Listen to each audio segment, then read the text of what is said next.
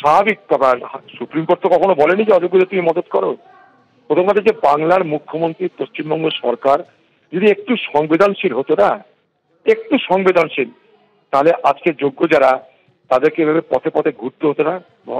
আজকে এই যারা যোগ্য তাদের সবকিছু যোগ্যতা থাকা সত্ত্বেও আজকে তাদের এক অনিশ্চিত অন্ধকার ভবিষ্যতের জন্য হা হুতাশ করতে হতো না। দিনের সব থেকে বড় খবরে আমরা রয়েছি। ধোপে টিকলো না রাজ্য সরকার এবং এসএসসির সওয়াল। আজকে কলকাতা হাইকোর্টে এই মর্মে সওয়াল করে স্কুল সার্ভিস কমিশনের আইনজীবী কল্যাণ বন্দ্যোপাধ্যায় যে সুপ্রিম কোর্ট একথা কোথাও বলেনি যে যারা চিহ্নিত অযোগ্য তারা নতুন নিয়োগ প্রক্রিয়ায় অংশ নিতে পারবেন না, বরং এই কথা বলা হয়েছে তারা বয়সজনিত ছাড় পাবেন না। কিন্তু সেই যুক্তি আজকে খারিজ হয়ে গেছে কলকাতা হাইকোর্টে। স্পষ্ট জানিয়ে দিয়েছে কলকাতা হাইকোর্ট যে চিহ্নিত অযোগ্য যারা, অর্থাৎ specifically found to be tainted যারা, তাদের বাদ দিয়ে নতুন নিয়োগ প্রক্রিয়া সংগঠিত করতে হবে। যদি এরকম কেউ আবেদন করেও থাকেন, আজ থেকে সেই আবেদন বাতিল বলে গণ্য করতে হবে।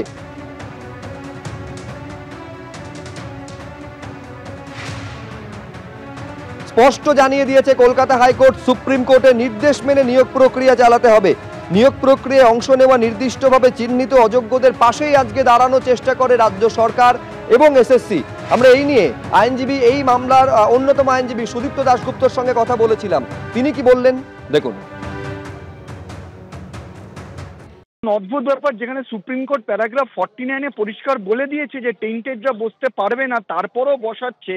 এবং অদ্ভুতভাবে যখন কোর্ট আজকে ফাইনালি ডিরেকশন দিলেন যে কোনো টেন্টেডরা এই পরীক্ষায় বসতে পারবে না, তারপরেও রাজ্য সরকার এবং এসএসসি স্পেসিফিক কোর্টের কাছে আবেদন করেছে যে আমরা এটার স্থগিতাদেশ চাইছি যাতে টেন্টেড ক্যান্ডিডেটরা পরীক্ষায় বসতে পারে। এতে একটা জিনিস পরিষ্কার যে পুরোপুরিভাবেই রাজ্য সরকার বা এসএসসি চাইছে যে তাদের টেন্টেডরা বসুক। 14ই জুন থেকে ফর্ম ফিল আপ শুরু হয়েছে। এর মধ্যে আমি বিশ্বাস করি যে প্রত্যেকটা টেন্টেড সরকার, রাজ্য সরকার, এসএসসি হয়তো ফর্ম ফিল আপ করিয়ে দিয়েছে, সেই ফর্ম ফিল আপ গুলোকে বাতিল করতে হবে আজকে এসএসসিকেই। ফলে একেবারে স্পষ্ট জানিয়ে দিয়েছে কলকাতা হাইকোর্ট যে যারা চিহ্নিতভাবে অযোগ্য তাদের বাদ দিয়ে এই নিয়োগ প্রক্রিয়া চালাতে হবে। তারা যদি কেউ আবেদন করে থাকেন সেই আবেদন বাতিল বলে গণ্য করা হবে এবং সুপ্রিম কোর্টের নির্দেশ মেনে নিয়োগ প্রক্রিয়া চালাতে হবে। এই কথা স্পষ্ট জানিয়ে দিয়েছে আজকে কলকাতা হাইকোর্ট। এর আগে আপনারা জানেন যে নেতাজি ইন্ডোরে ঠিক কি বলেছিলেন এই অযোগ্যদের কার্যত পাশে দাঁড়ানোর বার্তা দিয়ে মুখ্যমন্ত্রী মমতা বন্দ্যোপাধ্যায়। সেদিন কি বলেছিলেন সুপ্রিম কোর্টের নির্দেশটা সামনে আসার পর মনে করাবো আপনাদের। আমাদের plan A ready, B ready, C ready, D ready and E ready. মনে রাখবেন, এই যোগ্য টিচারদের চাকরি যাতে কোনোভাবে না যায়। যদি বলে তোমাকে 2 মাসে প্রসেস করতে হবে, আপনাদের তো কেউ চাকরি টার্মিনেট করেনি এখনো পর্যন্ত, করেছে কি? কোনো নোটিশ পেয়েছেন? আপনার বিরুদ্ধে দুর্নীতি না যদি প্রমাণ করতে পারে তো কি আপনাকে কেউ যেতে বারণ করেছে? যান না, আপনি আপনার কাজ করুন না। আপনার কাজ কে বারণ করেছে?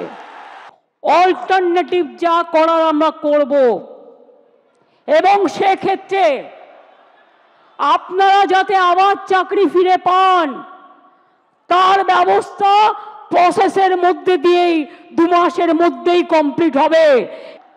বলতে পারে আমি বাতিল করলাম, তুমি ওদের কেন যেতে বলছো? আমি যেতে বলছি এই কারণে যে যে কেউ সার্ভিস দিতে পারে ফর হিউম্যানিটি, তাদের সার্ভিস কেউ করতে পারে না। এই চিহ্নিত অযোগ্যদের পাশে দাঁড়ানোর আজকে চেষ্টা করেছিল রাজ্য সরকার এবং এসএসসির আইনজীবী কল্যাণ বন্দ্যোপাধ্যায় এইটা ব্যাখ্যা দেওয়ার চেষ্টা করেন যে সুপ্রিম কোর্ট তার নির্দেশে একথা কোথাও বলেনি যে যারা চিহ্নিত অযোগ্য তারা নতুন নিয়োগ প্রক্রিয়ায় অংশ নিতে পারবেন না, বরং একথা বলা হয়েছে বয়সজনিত ছাড় তারা পাবেন না।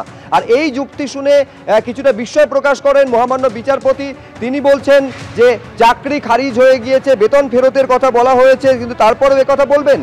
তারপরে নির্দেশ দিয়েছে কলকাতা হাইকোর্ট, চিহ্নিত অযোগ্যদের বাদ দিয়ে নতুন নিয়োগ প্রক্রিয়া সংগঠিত করতে হবে। যদি কোনো চিহ্নিত অযোগ্য আবেদন করেও থাকেন তাদের আবেদন এখন থেকেই বাতিল বলে গণ্য হবে।